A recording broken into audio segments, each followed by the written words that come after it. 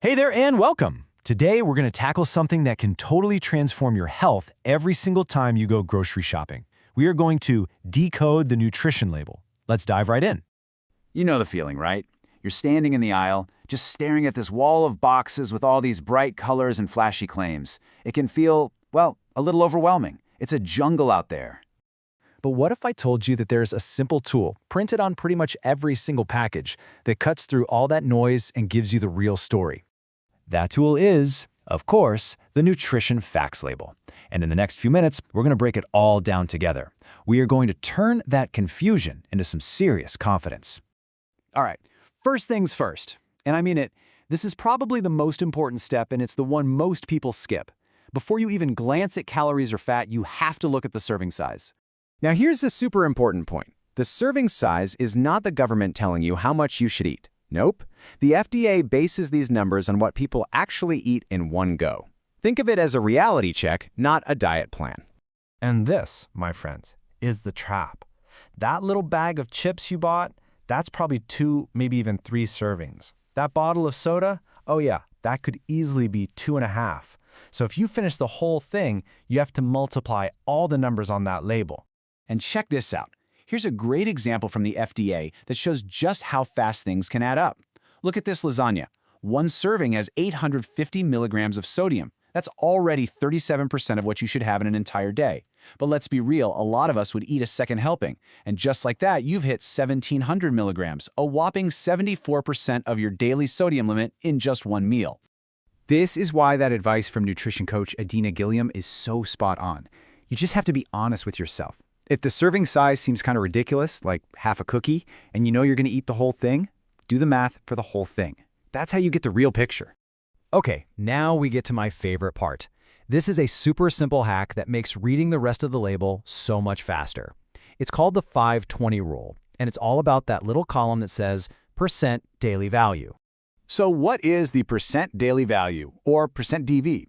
Just think of it as a quick percentage score. It tells you, on a scale from 0 to 100, if a food is high or low in a certain nutrient. It saves you from having to memorize all those grams and milligrams. So here's the first part of the rule. If you see 5% daily value or less for a nutrient, that's considered low. And if you see 20% daily value or more, well, that's considered high. So, low is 5 or less, high is 20 or more. See? Super simple. This is your new secret weapon for making really quick comparisons right there in the grocery aisle.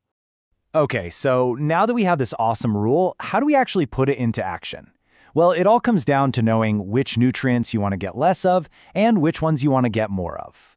Generally, you want to use that rule to find foods that are low, so 5% DV or less, in things like saturated fat, sodium, and especially added sugars.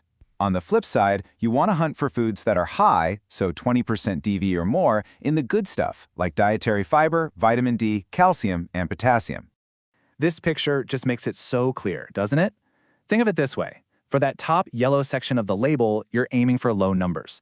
For the bottom blue section, you're aiming for high numbers. It's a really simple visual that can guide you to healthier choices.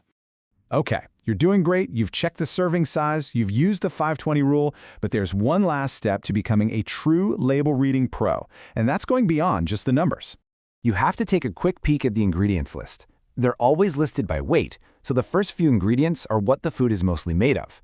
And a great rule of thumb, shorter lists with ingredients you can actually recognize and pronounce are almost always a better sign.